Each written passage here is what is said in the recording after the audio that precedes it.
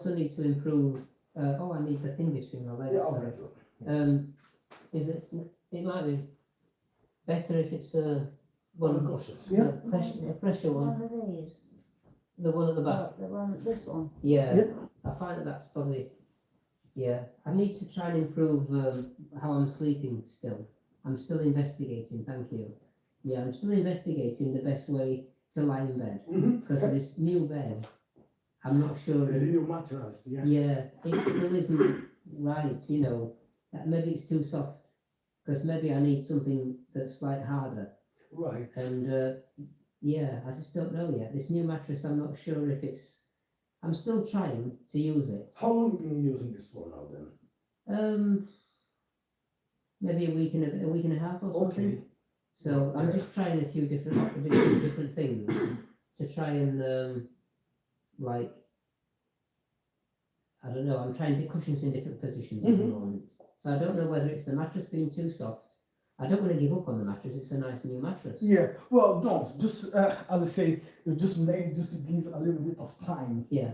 Before it starts working properly. Yeah. Well, But I might ask next week if if you could swap the mattress for me. yeah. Back to my original one. If I'll give it another week at least to see if it improves. Which bed is your mum? She's got the 3/4 one, the small one. It's the back bedroom. Yeah. The big mattress is a double size on mine and the back bedroom. So they are the same mattress, the one in the back and yours. The new No, one. no. The one that is in the back bedroom is the old mattress I've had for many years. Right. But it's well, it's different. It's well, I don't really know. I mean, maybe it's older. I know that much, and it's the springs seem harder. Okay. The new one seems to be softer, but I thought that might help.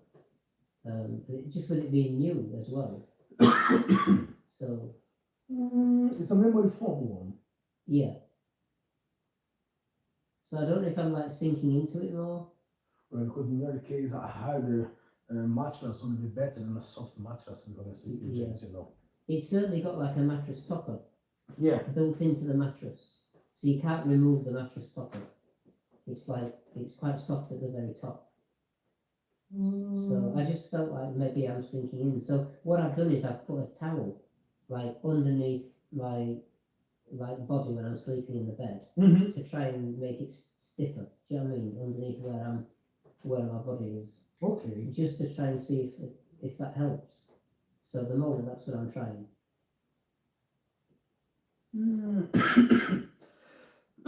Well, as you say, give it another week and see how your body will adjust to it. If not, can you send it back and get just Oh no, I don't need to send it back. Like the one in the back bedroom, it should be okay. It's just if I went back to that, because I was doing a bit better, and it's just that I've kind of the last couple of weeks I've been more up and down. I had a few good weeks, I think. Okay. You know, so I mean today, earlier today when we went out of the house, I really was struggling quite a bit. But then, since we've come back, I've sat down quite a bit. I've kept getting up and stretching. I've taught some lessons, and I'm always better at the end of the day. But like this morning and this afternoon, the last couple of mornings have been really difficult. You know, like I've said to my mum, I've got to go and sit upstairs or lie down or something upstairs, and my mum said, "Do you want me to bring a cup of tea? I'll sit with you." And I just said, "I'm sorry, I need to be on my own." I've had to start 2 days in a row like that. I've just been really struggling in the mornings. So, Well, if you need me to change the mattress, just let me know. yeah. Whenever it needs to go. It's not a problem at all. But I'd like the new mattress to work. I really would, because it's nice to have this new mattress and everything. Yeah, as I say, give it another week. Give it another try Yeah. and see how it will go. Well, thank you. So how are you doing? You had a huge trip to London, I think. What a trip. Yeah. I don't know, James, in this past weeks or month, it seems like You spent it in the car driving. it's not that. It's like I don't know how to put it for you. I don't know to say. I think God is trying me, or I think the universe is conspiring against me. Everything's just going wrong. So everything's come at once. Oh. Everything's come at once. I think I just managed to fix the phone. Mm-hmm. So we started putting things back in place. So it was another £85 to get the phone working. Next week I need to put this car for to change the wiper on the back, and then there's another thing ticked out. And I have a bloody new tire in my car. You have a bloody new tire. A new tire? Yeah. Because mine exploded in London while I was driving. No. Oh my God. That's why we say everything is happening on the way. Like, what is happening? You're just waiting for the next disaster. Literally, yes. Because I was just from the place where I was in Fulham. And I need to go somewhere. I don't even know the place. I just know the name. It's 176 Advance Road, somewhere in London. To pick my phone back. But it was 1 hour and 25 minutes between one place to the other. It was another 4 hours to come back up. Yeah. So I was like, right. I'm aiming to be home by maybe 11 to 12. So I thought, right, I'm going to leave a lot earlier. So the event finished at 6. The event finished, I didn't go for food. I was starving, but I thought, you know what, I better get going. It's going to be at least 11:30 before I can get home. So if I have to stop for anything, just to go to the loo or to, I will need some Red Bull or coffee just to go up to keep awake. Yeah. So I'm on the road. It's about 45 minutes for me to get to the place. Some delivery driver on the motorbike, you know how they are. They just go like in between cars. Yeah. And one just goes right in front of me, just try to push on the side, straight to the car. Bam! And I was on the third line. I had to drag the car on the other side on the pavement. Luckily, it was quite a wide one, but I had 3 lines to go. And then you put the hazard lines. Yeah. People behind you, they don't care. They just like they can see something is wrong. The car is like turn around, and people don't care, but they just. And I'm like, okay, now what's gonna be the next? It's an accident, like someone's gonna hit my car, and I didn't even transfer some money to his account for the funeral yet, so I hope not. So anyway, I got there and I thought, right, I'm gonna call the AA. So I stopped the car, I called the Uzi, I called a friend of mine, I said about the situation, and I was in such a good spirit. I was like, oh, you know what, I was taking peace, yay! Yeah, I don't care now. Have you seen a film? Right, have you seen the film called Planes, Trains and Automobiles? No. Oh, you've got to watch that. Really? It's the best film. John Candy's in it. Oh, it's an old-fashioned film. It's the funniest. It's got a sad ending. It's so. But it's a lovely film. Well, send me that. Yeah, I will. Oh, it's a lovely film. And it really is about someone who's had a nightmare journey. Everything goes wrong. Yeah. So and then I thought, right, I'm going to call the AA. Recovery. Right, if I call the AA, how long will it take for them to come here? Because I'm not the only person who may be struggling on the road. So anyway, I'm looking for the numbers and I can't find the number of the AA to call. And the time's clicking, it's ticking. I need to go get my phone. It's after 9 o'clock already. And I'm thinking, okay, what am I going to do? You know what? I just called the recovery company, like a mobile tires. It took like 45 minutes for the guy to get there first. Right, you need to send us a deposit of 50 quid so we can make the process. Send the money. Right, the guy will be with you within 20 minutes. It took 45 minutes. And I'm there. And one thing I was just out of myself. I turned the engine off and I forgot to turn off the lights. And I was inside the car. So if I take the key out, the light turns off straight away. I kept the key in the ignition, so it was going. And then it was getting a bit cold, so I'm just gonna start the car and put the hot air. I forgot the light, battery down. I'm like, no. No. And I was like, right, there is no cigarettes left. I could smoke a cigarette and relax.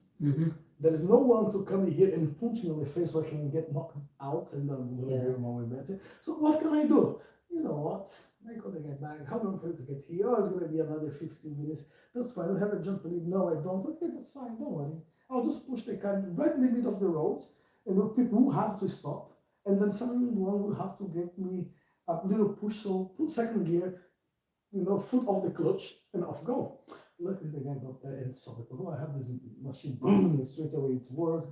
Yeah. About 15, 20 minutes, change the tire. Let's get back home. So yeah, I went and got my phone, and at the beginning, when I look at the phone, the guy put another SIM card on the phone, which was not working, and I was like, I just paid £85, and the phone is not working. Oh.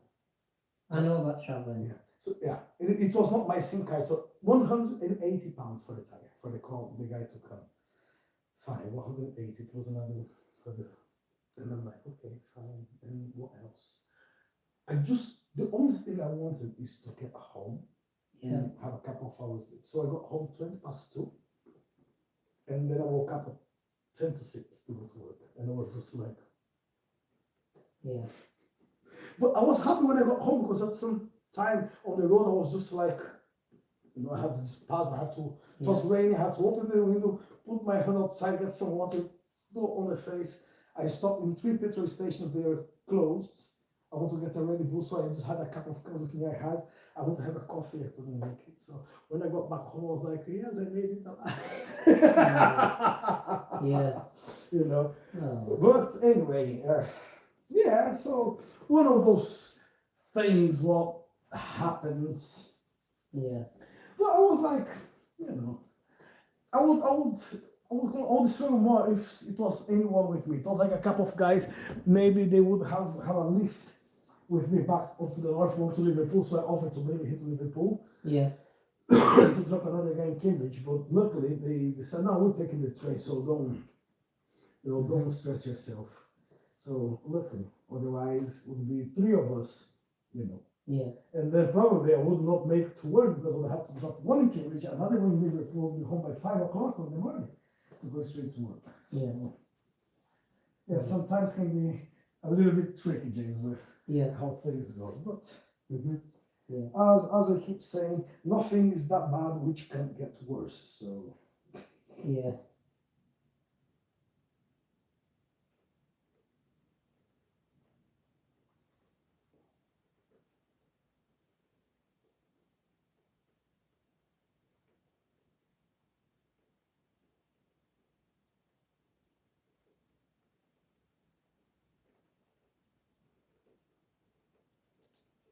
And now we've got all this rain as well. Well, just before I set off, the rain was, I couldn't even get from my flat to go to the car. Yeah. I couldn't, the rain was that strong. And then as I get into the A64 near, where was that? Coppenthorpe.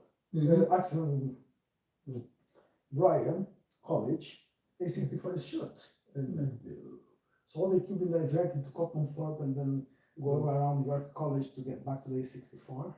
Yeah. And as I get to Stilford Bridge, I need to see the way back because the flood started building just before I get to the bridge from the other side. So the other side is flooded. So I'll see on my way back home how it will be. If not, I'm gonna have to go somewhere else. You can't always see at night, can you? How much water is on the road? Well, yeah. Well, as we know, this is the rainy season. This is before the winter comes. So I just remember the field at Tadcaster that you found on the A64. Yeah. Often it's covered in water. Yeah. You just see the goalposts sticking up out of the lake.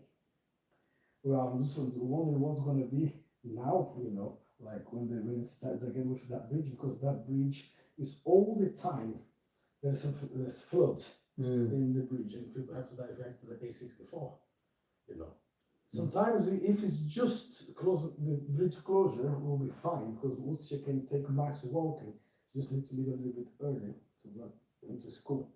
If not, you're gonna have to leave about 20 minutes earlier just to go on a trip which should be 3 minutes just to go around and come back. Yeah. So I'm hoping how it will be. Yeah. Well, today my mum went to the opticians, and it was called Moorhouse Opticians, and it's a really good opticians, and they have a branch in Tadcaster. What's the name? So Morehouse. Morehouse. Yeah, very good opticians. If ever you know anybody who needs to go, They've got an implanted Really patch as good. well. Okay. Yeah. Well, I gave you a heads up. Next week, is it next week? Yeah, next week. I'm not looking forward to it at all. Like 16, 17, 18, 18. Wednesday, next week, I need to go and see a dentist. It's just annual checkup. You know, so it's nothing big. It's just the fact I need to go. Then I already know because I don't like them. Yeah. I know they are there to help, but I just don't like dentists at all. Well, so yeah, it's just they said, well, are you on the benefits? No. Well, you need to pay them. You know, like, I don't care about paying. I just want to get out of here. You know, you tell me how much. What's the password to get out? Yeah, also if you say it's 50 quid, it's fine, it's 100 quid. I don't want to pay that money, but I'll get. Oh well, if you are not registered, you're gonna have to pay £27. There you go, cash card, whatever you want. Just let me out. I just want to get out. That's everything what I want. You know. And yeah, so I used to go to the dentist back home and I used to say, you can do anything to my teeth as long as you don't take them out. yeah, well, yeah. You know, I'll share that with you because you don't know the person, so it will make no much difference. But one of the guys were able to see him for massage, like on Fridays. I was just talking to him and he said to me, well, I have a really bad teeth, but I don't waste my money in the dentist. I said, so what do you do? I pulled them out myself. He said, how? Apply? I said, no, you did not. I said, yeah, I just did like last week I put one out. And then he showed like some pictures of the tooth. And I was like, how did you take that out? No, I just use a knife and apply. I said, no. I saw a comedian that does his own dentistry, Bob Mortimer. It was a comedian on TV, and it was true. You know, like he does his own dentistry, like little thing jobs. Yeah, no. And I thought, oh my god, No. he has his own mirror and everything. Why people don't want to do that to start with? Why would you want to? Yeah.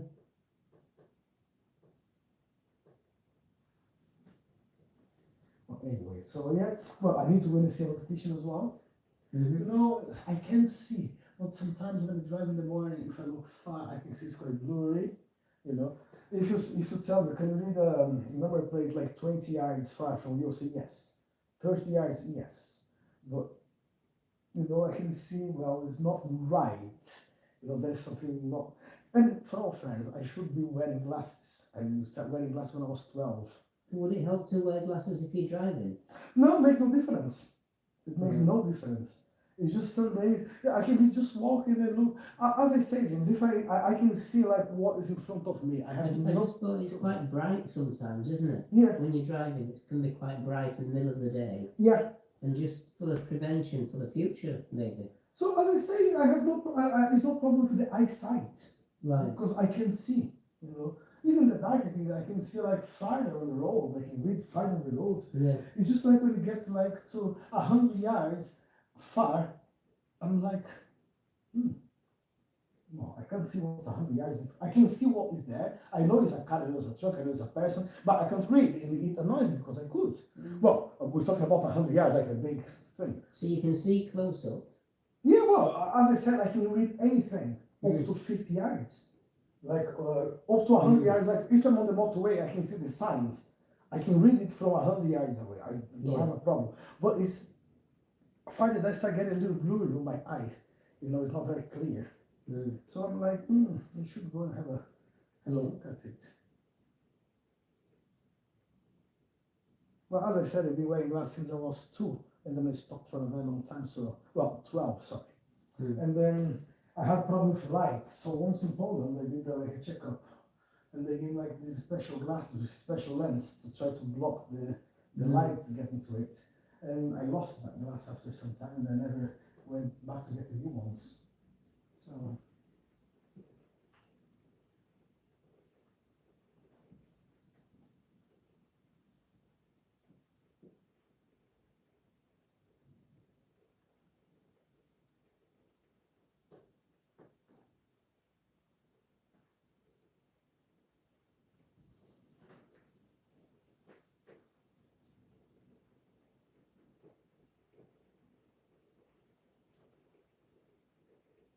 I've got my appointment for pain management, because I asked to see the doctor, Mm-hmm. and they've finally given me an appointment with the doctor. So when is that going to be? It's December the 19th. Well, not bad. Yeah, so at the York Hospital in the afternoon, late afternoon. Mm-hmm. So that's good, really. So it's we'll see what happens. It's it's an anaesthetist. It's an appointment with the pain management doctor who does the injections, I think. Mm-hmm. So it gives me a chance to ask some questions, and also to just say how everything sounded great when I first started to go to pain management, but then nothing's really happened anything like what you promised, you know what I mean? Yeah. And I just feel like there's no direction to it, they don't listen. They don't want to know what my unique problem is at all, you know. It's like if I said, oh, I've got my x-ray here, and I would like pass it over to them, they're like run away, like, oh, I don't want to see that. You know, yeah, they don't want to see the physios, they don't want to see any information at all. They just say, what is it, bad back, right, that, don't listen anymore, we heard you the first time, bad back, that's all we need to know, and this is what we normally tell everybody. That's all I'm getting, and it's like, there's so many different bad backs, they should want to know a bit more. Because, I mean, just in a nutshell, some people can bend forwards to get relief, and bend backwards is, oh God, they can't bend backwards, they're in agony. Sets off the back, it's like fireworks in the back.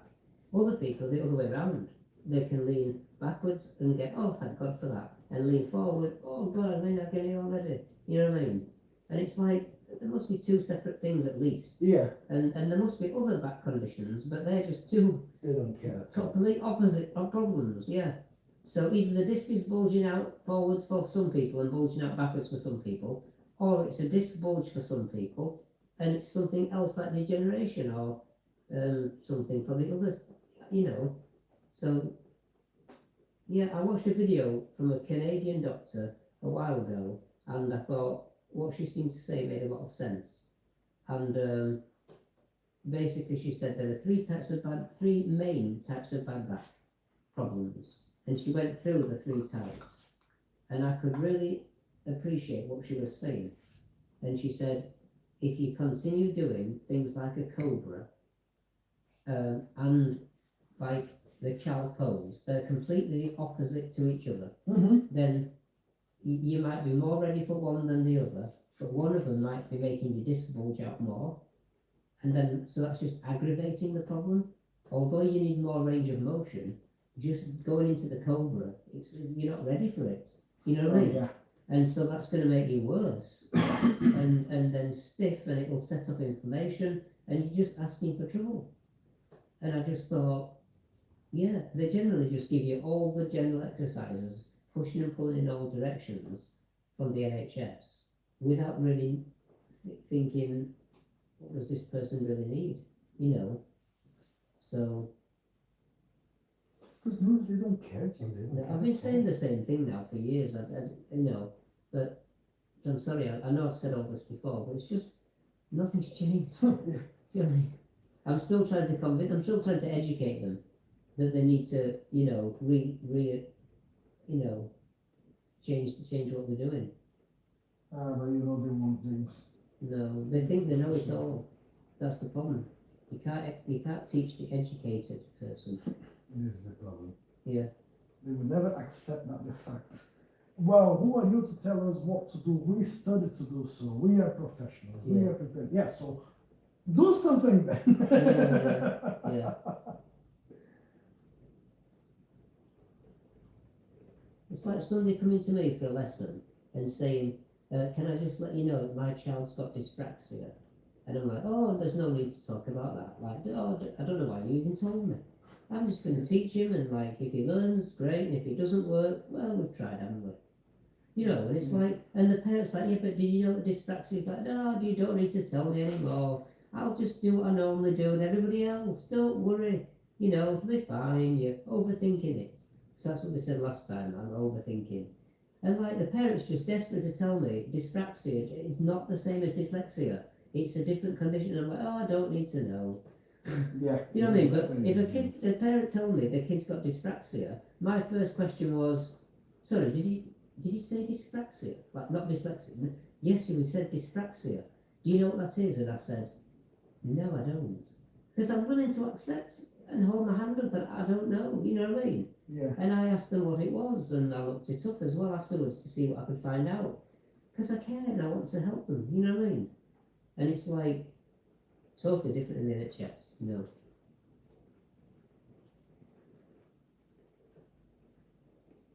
Well, I got a really good letter from that vascular surgeon that's on NHS. Oh, yeah. I'll let you read it. It's come today, Oh, that's great. so I'll let you read it after. But Matthew, he put everything down on his phone and he just said to the doctor, Yeah. read this, he said, and it'll save us explaining everything and it'll give you an insight as to what's happened. That's great. And I made he notes. took phone off him and read it Right. before we started. Yeah. I mean, I make notes when I go for appointments. I'm organised and try my best. But I suppose I'd probably just accidentally happen to come across the wrong type of person. All the training that they've got is wrong. You know, it's not ideal. So it's all got to be like psychological and mental health.